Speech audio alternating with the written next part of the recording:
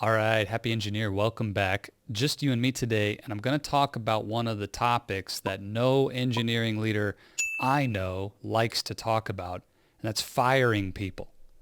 When do we fire?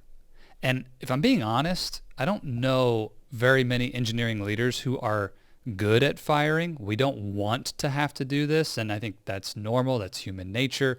But we tend to fall into a culture of just wait for the next round of layoffs and we can put our lowest performers into that cut list, or just sort of let natural attrition take care of it, or frankly don't ever fire anyone is the way most engineering companies approach this. And honestly, that's unacceptable. It's unacceptable because as a leader, it is your job to establish an A-player team, a great high-performing team.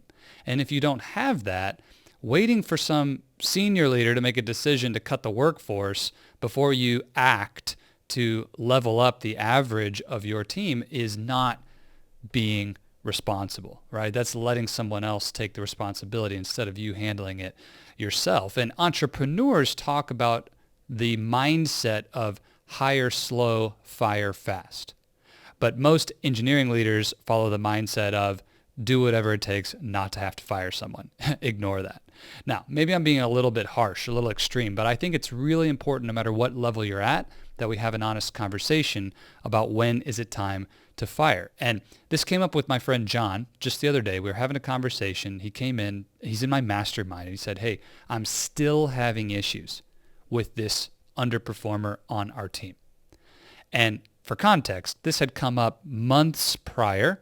Some actions had been taken. This person had been notified that they needed to step up their performance. There were some different things happening and shuffling projects. Some key things had been taken away from this person already. And John came in and said, hey, look, this is still not working for me, and I'm not sure what to do. And as we got into the conversation a little deeper and I pressed with a few questions, the fact is John had already done what he could do, and it was time to take action to either get this person into a different seat on the bus or off the bus entirely. And then it came up again in another conversation with an engineering leader named Jen, who I know, who's got a team of all male engineers, and she's a female leader. And we're not going to go into the challenges of that today, but you can imagine it's tough, not to mention many of them had 5 to 10 years more experience than her. And she had someone on her team who was not only underperforming, but was acting entitled, was just riding out on his tenure as his basis for being an A player. But the fact is he was not delivering. And Jen felt afraid to initiate any kind of PIP or get this individual on a path towards being let go because she didn't want to be seen as a leader who was insecure or taking these actions because this person had more tenure and she wanted to have a power play or whatever you might think could happen. And so you can imagine there's so many situations that come up where firing is on the mind, but we don't know what to do. So how do we make this decision? What's our responsibility as individual engineering leaders? And how do you become great in this space? Well, here's the thing. I love these two questions that are presented by Vern Harnish in his book Scaling Up as a basis for assessing when do we even need to be having this conversation. So if you haven't ever seen the book Scaling Up, it's incredibly useful if your organization is in a scale-up mode, but I would say it's incredibly useful for anyone who wants to have a great context around the entire business, no matter where you are and what you do. It's not an engineering book, it's a business book, but it's extremely powerful. So in the people section of the book, Vern Harnish talks about these two questions. He says these are the key questions to help you know if you are crushing it in the people side on your team when it comes to thinking about business. And here they are. Number one, are you happy? Now you might think, wait a minute, what does that have to do with building my team? But bear with me. Are you happy? And this is directly from the book here, from Vern Harnish's book, Scaling Up. We're not talking about some kind of monk-like peace, even in misery. We're talking about the more straightforward question, do you enjoy coming to work? Or are you experiencing irreconcilable issues with your team? If there's people reporting to you, if there are people on your team who you do not want to work with, there are irreconcilable issues on the team. You and the people around you, especially if it's your other direct reports, if you're not happy because of the presence of this person, we've got a problem. And the second question, would you enthusiastically rehire everyone knowing what you know today? Let me read that again. Would you enthusiastically rehire everyone knowing what you know today? Thinking about your team, maybe you hired someone 6 months ago and now they've been on the team for 6 months and they're still not delivering the way you thought they would. Maybe there's someone who you were warned about when you inherited this team as you got a new promotion or you joined a new company, and all of what was said is true. Well, think about starting your team from scratch. If you had the opportunity to rehire your team, so starting right now, everybody is fired, and you are going to only rehire the people who you want, who will be the A players to take your team to the next level, to take performance to the next level. Would you enthusiastically rehire everyone on your team? And if the answer is no, again, we have a problem. These two questions are extremely useful for you as a leader to make that quick decision. Do I need to be taking action with regard to the people on my team? The actual specific who's, not just the ongoing development of their capabilities and projects, but do I have the right people on the bus in the right seats? So here's how I think about it. A simple stoplight approach. It's green if both of these questions are yes. So thinking about your team, let's say you have 5 engineers who report to you. If all 5 of them are people who you look forward to coming to work and seeing, everyone is happy, there's no irreconcilable differences, great.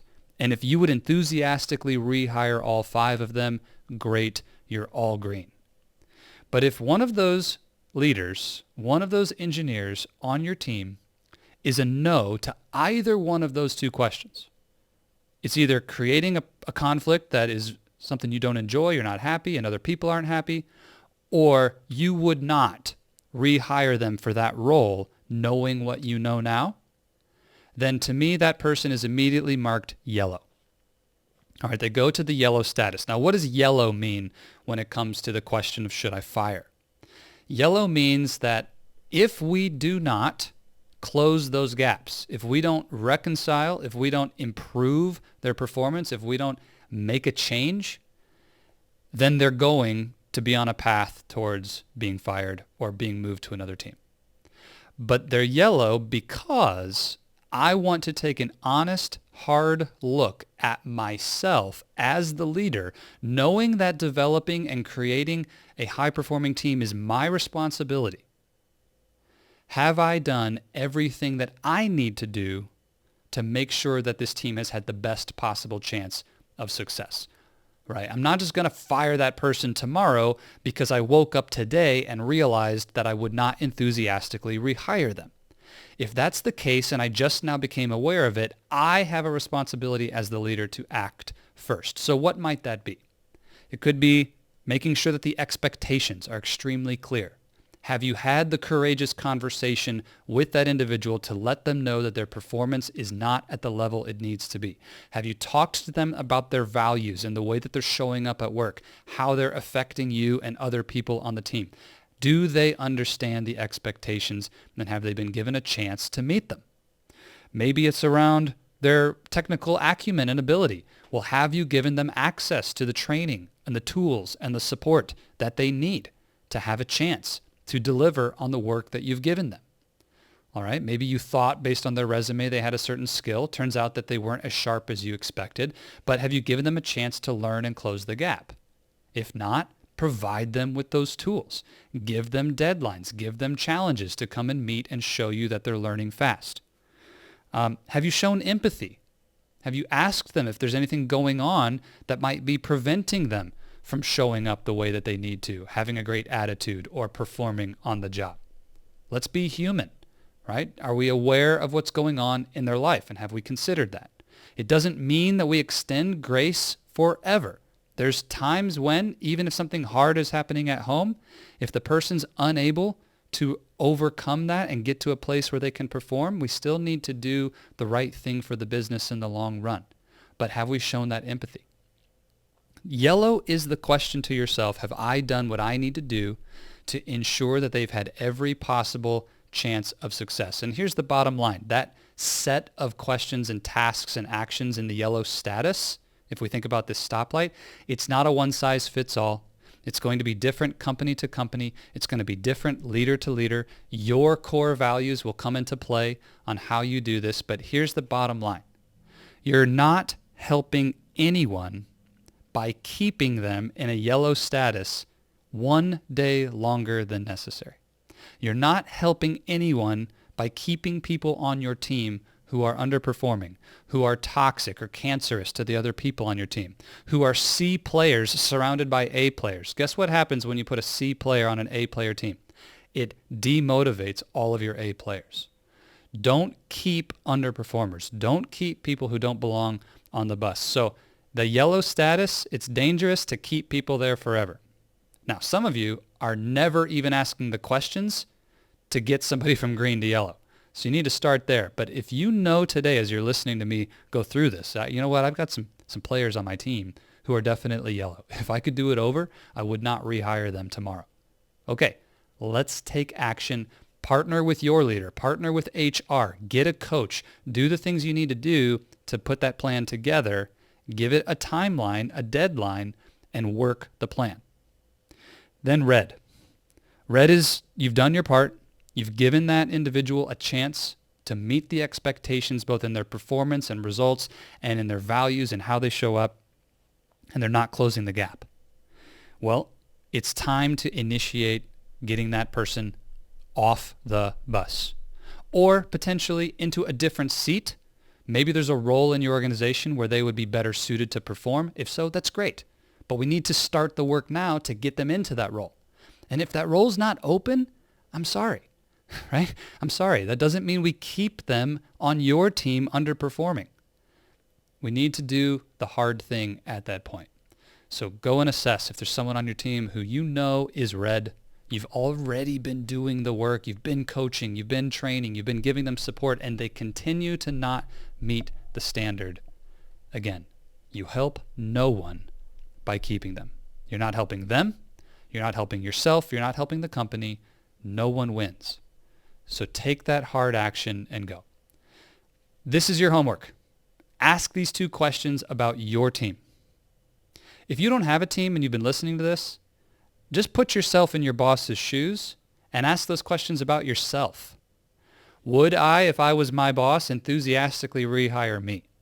But for everyone who is a manager, senior manager, director, VP, you have an organization under you.